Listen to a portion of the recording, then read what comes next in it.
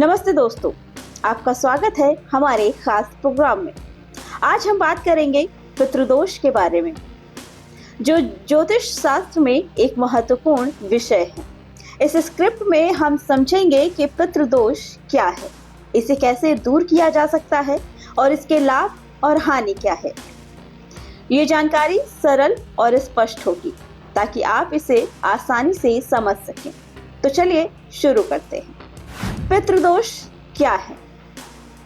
पितृदोष एक ज्योतिषीय स्थिति है जो कुंडली में तब बनती है जब हमारे पूर्वजों की आत्मा को शांति नहीं मिलती।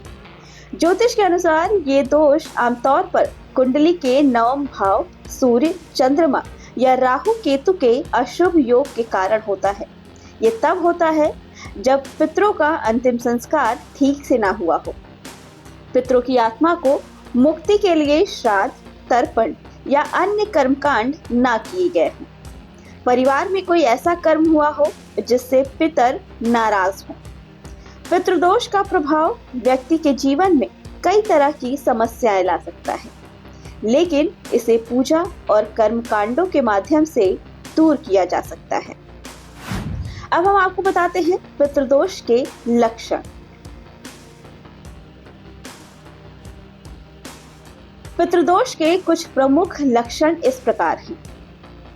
पारिवारिक समस्याएं, घर में बार बार झगड़े, रिश्तों में तनाव या वैवाहिक जीवन में परेशानियां, आर्थिक हानि, धन की कमी, नौकरी या व्यवसाय में बार बार असफलता मिलना, स्वास्थ्य समस्याएं, परिवार के सदस्यों को लगातार बीमारियां या मानसिक तनाव, संतान संबंधी परेशानियां, संतान प्राप्ति में देरी, संतान का स्वास्थ्य खराब होना या पढ़ाई में रुकावट।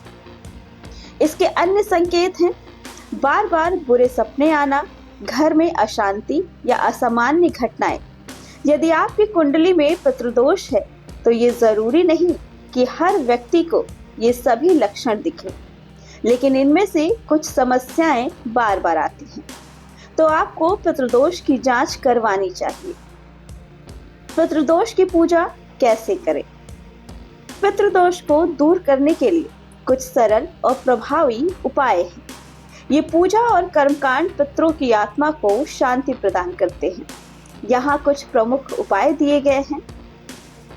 श्राद्ध और तर्पण कब करें? अमावस्या, पितृपक्ष, अश्विनी मास की अमावस्या से 15 दिन या किसी पवित्र तिथि पर। कैसे करें? ब्राह्मण या पंडित की मदद लें। पितरों के नाम से तिल, जौ, चावल और जल के साथ तर्पण करें। पितरों के लिए भोजन जैसे खीर, पूरी, हलवा ये बनाएं और इसे कौवों, गायों या गरीबों को दान करें। पितृ गायत्री मंत्र का जाप करें। ओम देवता पितरोभ्यो नमः या ओम पितरोभ्यो स्वधाय नमः, इसका जाप 108 बार करें। गया में पिंडदान करें। गया में पिंडदान करना पितृदोष को दूर करने का सबसे प्रभावी उपाय माना जाता है।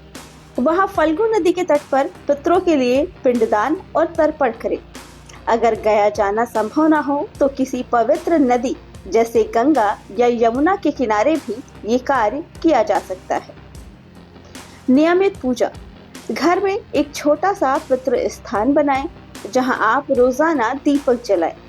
हर अमावस्या को पितरों के लिए तिल और जल का तर्पण करें। भगवत गीता के 7वें अध्याय का पाठ करें, क्योंकि ये पितरों को शांति देता है। दान पुण्य। पितरों के नाम पर गरीबों को भोजन, वस्त्र या धन दान करें। गाय, कौवे और कुत्तों को भोजन देना भी शुभ माना जाता है। ज्योतिष उपाय। किसी अच्छे ज्योतिष से कुंडली दिखाकर पितृदोष के लिए रत्न जैसे मणिक या मोती या फिर यंत्र धारण करें। राहु केतु की शांति के लिए भी मंत्र जाप करवाएं। इन उपायों को श्रद्धा और नियमितता से करने पर पितृदोष का प्रभाव कम होता है। पितृदोष के लाभ। जब पितृदोष को ठीक किया जाता है तो इसके कई लाभ मिलते हैं। पारिवारिक सुख, घर में शांति और प्रेम बढ़ता है। आर्थिक उन्नति, नौकरी और व्यवसाय में सफलता मिलती है। स्वास्थ्य सुधार, परिवार के सदस्यों का स्वास्थ्य बेहतर होता है। संतान सुख, संतान प्राप्ति और उनकी उन्नति में सहायता मिलती है।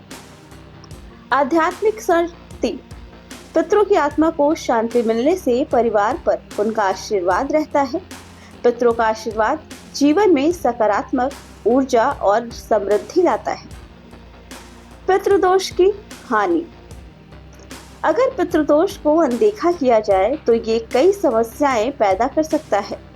आर्थिक नुकसान, बार बार धन हानि या कर्ज की स्थिति, पारिवारिक कलह, रिश्तों में तनाव और विश्वास की कमी, स्वास्थ्य हानि, मानसिक तनाव, चिंता या गंभीर बीमारियां, करियर में रुकावट, नौकरी या व्यवसाय में बार बार असफलता, आध्यात्मिक अशांति, जीवन में नकारात्मकता और असंतोष का भाव। पितृदोष हमारे पूर्वजों की आत्मा से जुड़ा एक महत्वपूर्ण ज्योतिषीय विषय है। इसे नजरअंदाज करने से जीवन में कई समस्याएं आ सकती हैं, लेकिन सही उपाय और पूजा से इसे आसानी से दूर किया जा सकता है। नियमित रूप से श्राद्ध, तर्पण, दान और मंत्र जाप करने से न केवल पितरों को शांति मिलती है, बल्कि हमारे जीवन में भी सुख समृद्धि आती है। अंत में एक छोटा सा सुझाव, अपने पितरों का सम्मान करें, उनके लिए समय समय पर पूजा करें और उनके आशीर्वाद से अपने जीवन को सुखमय बनाएं। धन्यवाद और पितरों की कृपा आप सब पर बनी रहे।